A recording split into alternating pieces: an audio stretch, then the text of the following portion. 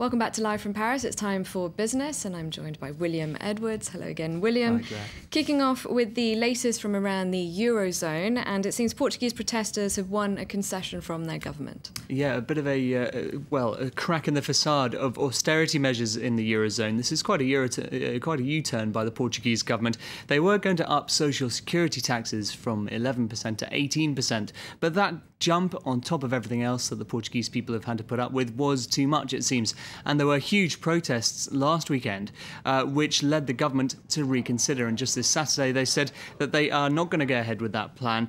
They are still committed to meeting their bailout commitments, though, of course, under its EU-IMF bailout. But it's going to be more difficult, much more difficult now that they've given this U-turn away to keep up with that programme.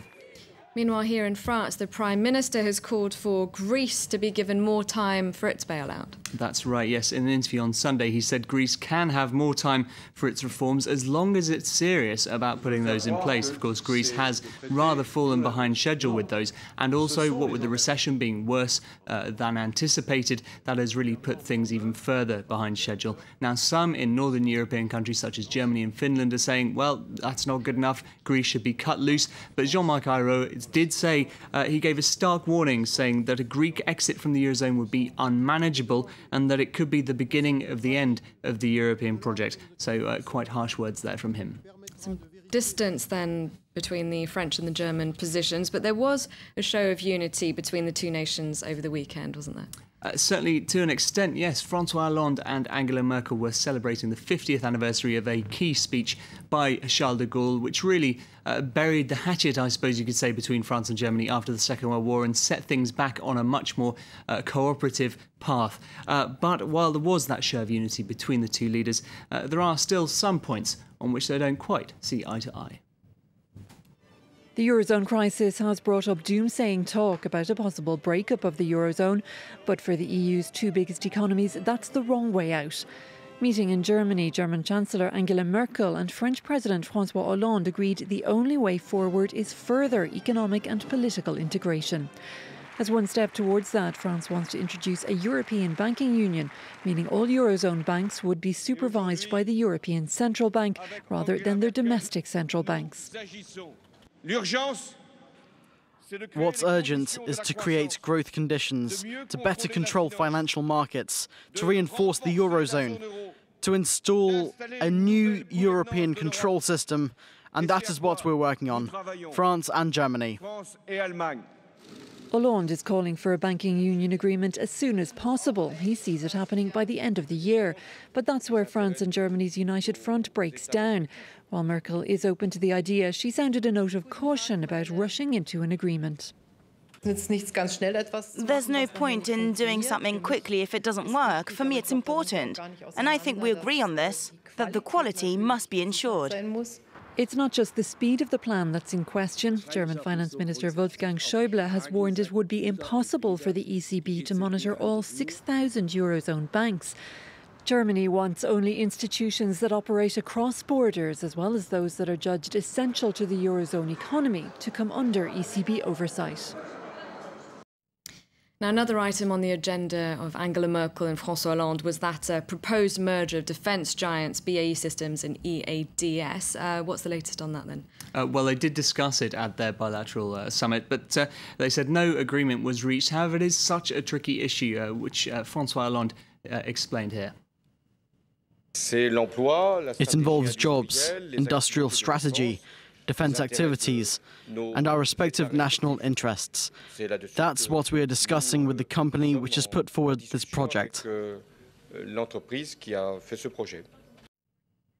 And so they've got all those different elements to play with. And of course, there's also the problem of the United States, which has a special relationship, as it were, with BAE Systems. BAE works with them on very sensitive projects, such as their latest fighter jet, the F-35 Joint Strike Fighter, in a way that EADS isn't allowed to. And it's being reported in the Financial Times this morning that if BAE Systems has to give up any of that sort of special access it gets to US defence projects, then it won't be keen, in fact, to go ahead with this merger. We will find out by October the 10th if this is going to be a goer or not. All right, we're going to move to Asia now, where Toyota is starting production again in China. That's right, of course. After those protests last week, they were sparked by Japan buying a number of disputed islands in the East China Sea. You can see some of the anger on the streets in China there. Interestingly, of course, while protests aren't often brooked in China, these were allowed to run for a bit, maybe seen as sort of letting off steam a bit in the Chinese system. But businesses, Japanese businesses, were attacked. Japanese cars were set on fire, even if they belonged to Chinese citizens. Now production has resumed. Toyota, Nissan and Honda all have production facilities in the country, and that is back underway. However, there is supposed to be the 40th anniversary of the normalization of relations between the two countries on Thursday. That's now been postponed, those celebrations, by China, although it may be a focus for further protests. And how are Toyota stocks doing then? Actually, they are heading downwards, along with most of the rest of the Asian markets, actually. They're down around 1.5–2% in trading at the moment. You can see there, even the Shanghai Composite has just about headed into downwards territory now. Just an hour ago, it was pointing upwards.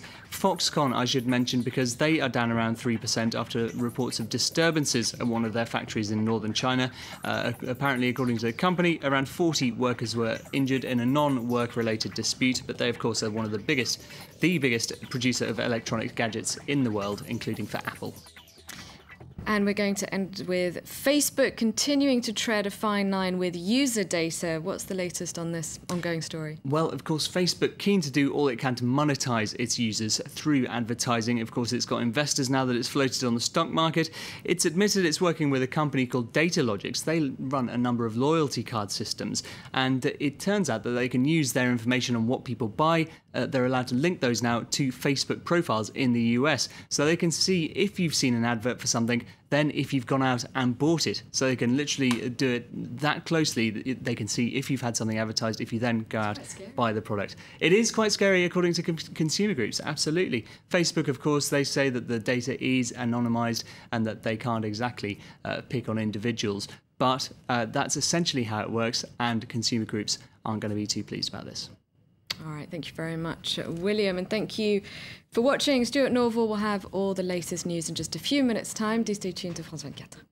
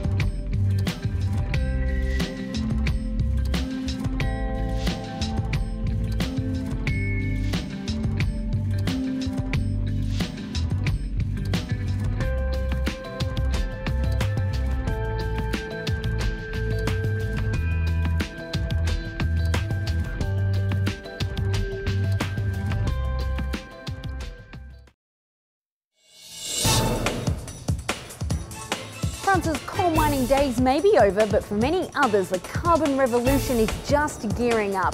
Is coal a symbol of the past or a compromise for the future? Join us this week on Environment to find out. Don't miss Environment. Today, 10:15 a.m. Paris time on France 24. Welcome to Live from Paris. Live from Paris. From 7 to 8 p.m, our daily news talk show on the day's top story. From 8 p.m. to midnight, all the news live, the latest sports results, and a wrap on the day's business stories. Live from Paris, 5 hours of non-stop news, from 7 p.m. to midnight, here on France 24.